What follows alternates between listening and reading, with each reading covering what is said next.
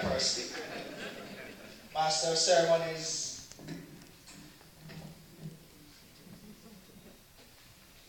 the Honorable Don Meredith, Senator, the Honorable Julie Screw, beg your pardon, no pun intended, Member of the Provincial Parliament, other members of the political leadership here in Toronto or Ontario, Mr. Lloyd Wilkes, our Consul General of Jamaica to Toronto,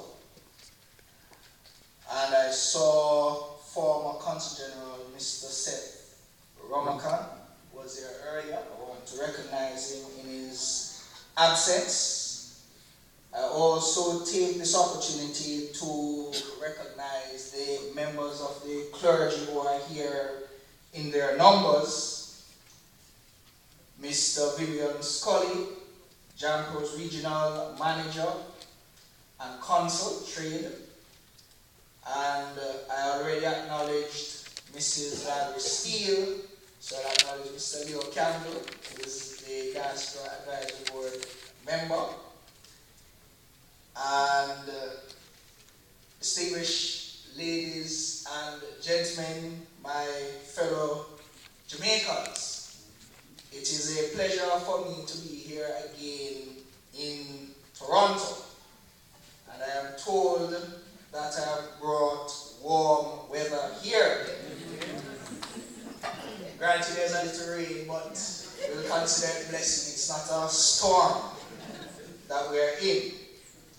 But it's my absolute pleasure to be back here in the city of Toronto and to promote the Diaspora conference. It is a conference here, but I cannot in any way be criticized as only coming to Toronto or to Canada when a conference is imminent. Because I was here last year in July when we had a very successful health forum that was led by Kingsley Gilliam, and I know that Valerie also played a very significant role, and Philip Maskell, my friend who is here, also played a very significant role in that conference. I also want to recognize Mr. Rose from the JTB, because as you all know, tourism is very important, and I was very pleased when I see all the hands that went up about the people who went back to Jamaica as often as they did. You didn't clap yourselves because you were in the air, so please give yourself a round of applause. But it demonstrates the level of commitment that Jamaicans have to Jamaica. And, you know, I must confess that I was a little bit conflicted in terms of how to begin my salutations. I don't even know if the PA system, but this one sounds very heavy, will allow me to do something that I don't normally do, but I will try to see if it will work this time.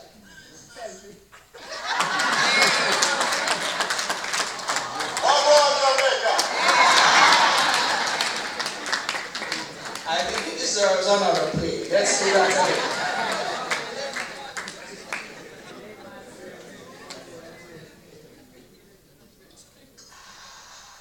Greetings, Massive.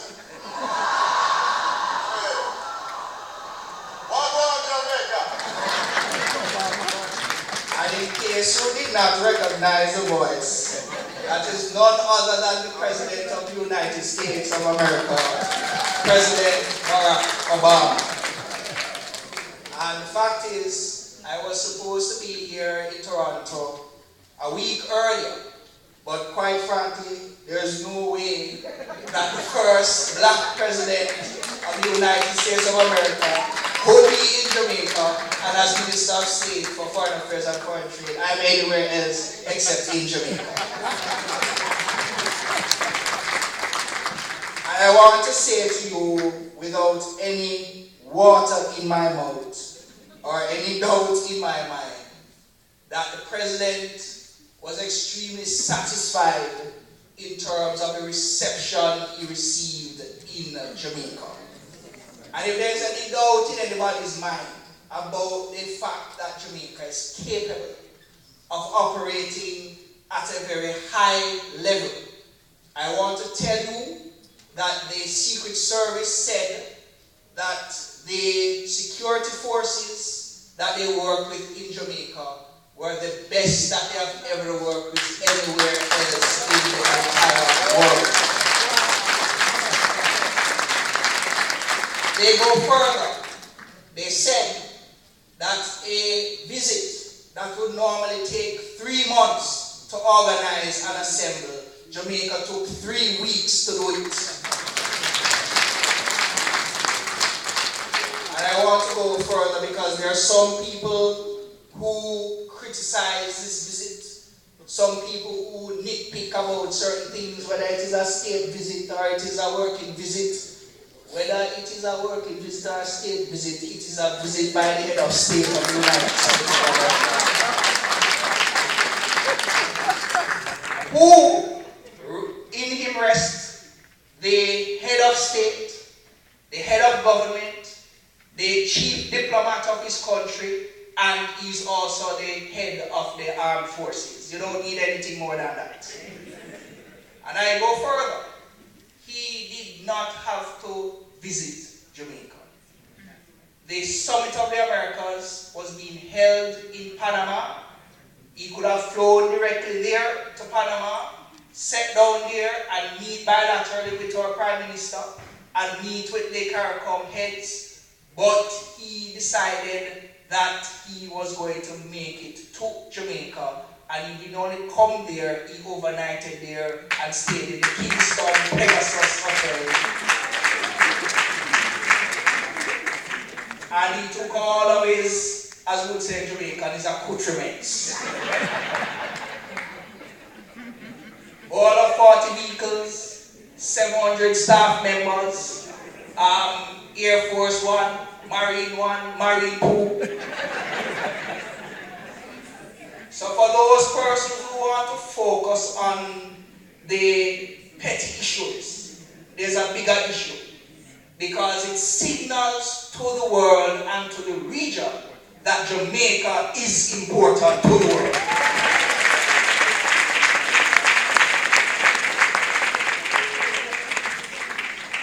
And that Jamaica's culture is world class.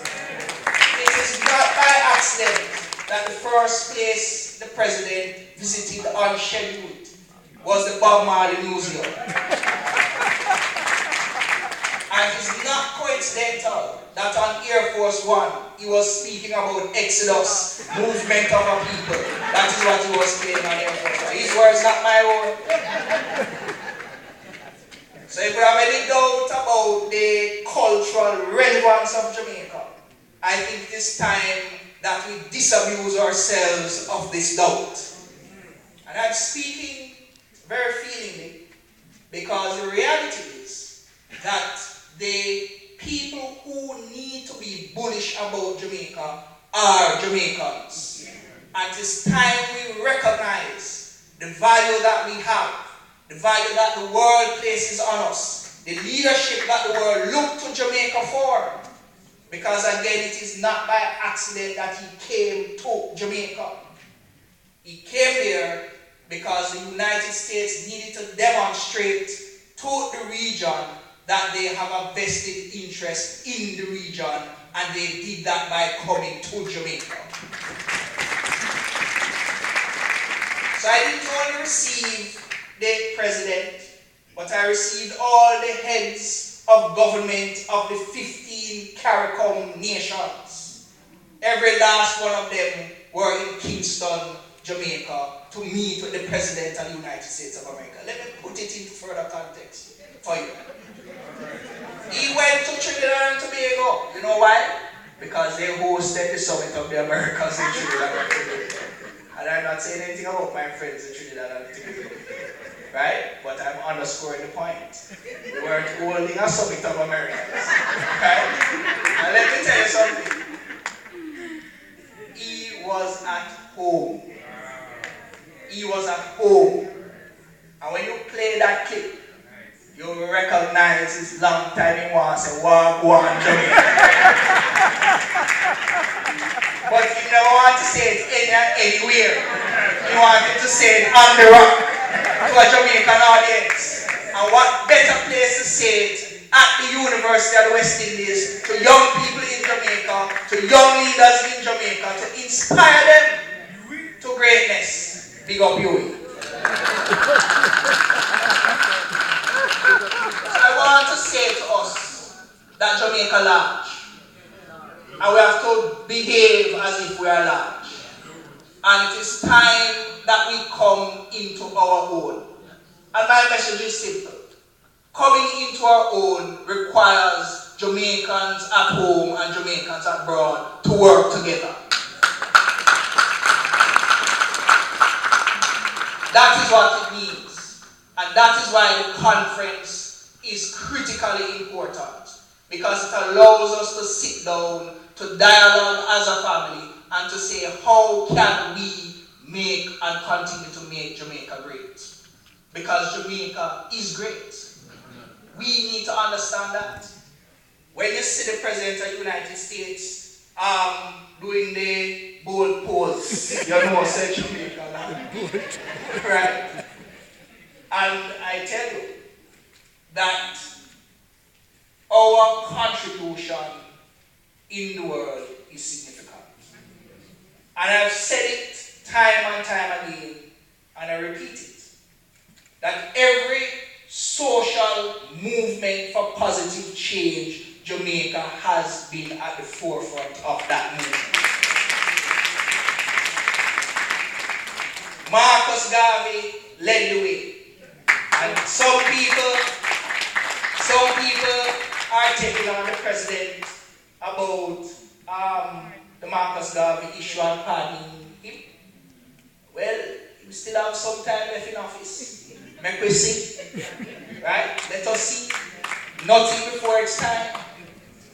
And the reality is that this president is a very strategic president because he waited until they couldn't touch him to say, all right, look here, this 50 years of embargo with Cuba is old story, we need to know about the business. And important is the role that Jamaica has played. Because Jamaica, before it was popular, said that this was an unjust situation, it needed to change. So we as Jamaicans have pride of place and we can take ownership of this positive movement that has taken place in our region. And therefore, when we go to the Summit of Americas, we can hold our head high when Cuba is at the table for the first time in more than 50 years. Because the foreign policy of Jamaica said that this was unjust and it needed to be overturned. And if we go through the history books, Martin Luther King came to Jamaica because he was inspired by the people of Jamaica. Simon Bolivar, who is a great liberator in Latin America and Central America, came to Jamaica, wrote a letter from Jamaica, left Jamaica, went to Haiti. And we talk about Haiti. Is a Jamaican that brought independence to Haiti in 1804 called Bookman Dutty. Read the history. Read the history. Very important. So the fact of the matter is that we Jamaicans have our destiny within our hands. The question is, what are we doing with it? That's the question. So I think all of us inside this room have an obligation and are discharging that obligation by remaining true to Jamaica and by supporting